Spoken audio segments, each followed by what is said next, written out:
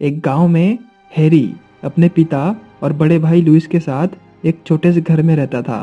Harry मेहनती और दयालु था और अपने पिता की सहायता करता था, जबकि लुइस आलसी और क्रूर था। वो अपने पिता की मदद नहीं करता था। एक समय हैरी के पिता को दिल का दौरा पड़ा। लुइस और हैरी ने अपने पिता को वैद्य को दिखाया, लेकिन उन्होंने कहा, तुम्हारे पिता का जितना उपचार करना था कर लिया, लेकिन हालत में कुछ भी सुधार नहीं लग रहा। अगर तुम मेरी बात मानो तो मैं एक चमत्कारी साधु को जानता हूँ। उसके पास इसका कुछ न कुछ उपाय जरूर होगा। लेकिन हमें वो चमत्कारी साधु कहाँ मिलेगा? हाँ, वो बांदीपुर जंगल में पीपल के पेड़ के नीचे हजारों सालों से तपस्या कर रहा है। दोनों भाई उस जंगल में साधु से मिलने पहुंचे। हैरी ने अपने बारे में सब बताया। मैं तुम्हारे बारे में सब जानता हूँ। तुम्हारे पिता को बचाने का केवल एक ही उपाय है। कौन सा उपाय महाराज? जादुई दिल, जो पूरब दिशा की ओर एक महल में रखा है। चलो बिना देरी किए उस महल में चलते हैं और उस जादुई दिल को हासिल करते हैं। इतना आसान नहीं है उस जादुई दिल को प्राप्त करना। उस महल में एक जादुई बुढ़िया रहती है जो उसकी देखरेख करती है। वो तुमसे 2 सवाल पूछेगी। एक का भी गलत जवाब देने पर तुम्हें उसी महल में बंदी बना लिया जाएगा।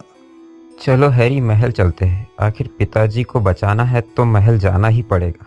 जो भी हो देखा जाएगा। नहीं, एक बार में केवल एक ही व्यक्ति जा सकता है। हैरी, तुम पिताजी की देखभाल करो, मैं जादुई दिल को हासिल करके लाता हूँ। अब लुइस पूरब दिशा में महल की ओर रवाना हुआ। रास्ते में उसको गिलहरी का गड्ढा दिखा जिसमें गिलहरी रहती थी। लुइस ने गुस्से से उस गड्ढे को फोड़ दिया, जिससे गिलहरी डरकर भाग गई। आगे जाकर लुइस को प्यास लगी। उसके रास्ते में एक तालाब पड़ा। उसने पास ही कुछ हंसों के जोड़े को तैरते हुए देखा। वे बहुत भूखे थे और खाने के लिए चिल्ला रहे थे। उसने उन्हें कुछ भी नहीं दिया और पत्थर मारकर भगा दिया।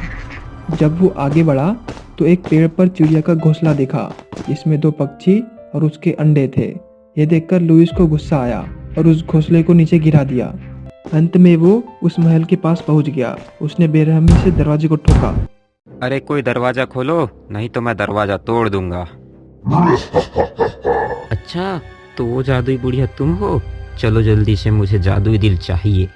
ओ बेशक, लेकिन तुम्हें मेरी 2 जादुई पहेलियां का जवाब देना होगा। अच्छा, तो तुम मुझे चुनौती दे रहे हो? मुझे किसी भी प्रकार की चुनौतियों से डर नहीं लगता। तो जल्दी करो और चुनौतियां देना शुरू करो। लुइस अंदर गया और किसी भी चुनौती को पार नहीं किया। बहुत समय बीत गया, लेकिन लुइस वापस नहीं आया। हैरी ने सोचा कि शायद मुझे जाकर देखना चाहिए। हैरी ने अपने पिता का आशीर्वाद लिया और उस महल के लिए निकल पड़ा। रास्ते में उसे वही गिलहरी का बिल दिखा जो टूटा था। उसने उनके लिए एक बिल बनाया। चूहे बहुत खुश हुए। नदी के पास पहुंचकर हैरी पानी पीने रुका। पास में ही हंसों का जोड़ा वहां आया और भोजन के लिए आवाज देने लगा। उसने उनको ब्रेड दिया और आगे निकल पड़ा। रास्ते में उसे एक घोंसला जमीन पर अंडों के साथ मिला। वे पक्षी परेशान थे। हैरी ने घोंसला उठाकर पेड़ पर रख दिया। हैरी ने खुशी खुशी उनको अलविदा कहा। हैरी महल पहुंचा। वहां दरवाजा खटखटाया और प्रतीक्षा करने लगा। थोड़ी देर में वही बुढ़िया बाहर आई और आने का कारण पूछा। मैं हैरी हूँ। मैं मेरे भाई को खोजने के लिए यहाँ आया हूँ। क्या आप जानती हो कि मेरा भाई कहाँ है? फिर बुढ़िया ने वही पहेलियाँ के बारे में कहा और हैरी बिना सोचे महल के अंदर चला गया। सबसे पहले बुढ़िया हैरी को बगीचे में ले गई और कुछ बीज को हवा में फेंक दिया। तुम्हारी पहली चुनौती है कि इन सभी बीजों को तुम्हें आधे घंटे में इस थैले में डालने होंगे। याद रखना, मैं आधे घंटे में वापस आ जाऊंगी। ये चुनौती तो मुश्किल लग रही है, लेकिन मैं कोशिश करूंगा तो पार कर जाऊंगा। हैरी ने बीज उठाया और थैले में डालने लगा। तभी हैरी ने जिस चूहों की मदद की थी वो वहां आ गए और उनकी मदद करने लगे। कुछ ही समय में सारे बीज थैले में भर गए थे। जब बूढ़ी औरत वापस आई तो बुढ़िया चौंक गई कि ये कैसे हुआ। फिर दूसरी चुनौती के लिए वे नदी के पास गए। बुढ़िया ने कुछ अंगूठियों को नदी में फेंक दिया। हैरी को तैरना नहीं आता था। तभी वहां पर वही हंसों का जोड़ा आया और उन अंगूठियों को ढूंढने लगा। कुछ ही समय में सारी अंगूठी मिल गई। उसने उन हंसों को धन्यवाद कहा फिर बुढ़िया वापस आई और उनके हाथों में अंगूठियों को देखकर चौंक गई। वे पूरी 12 अंगूठियां थी।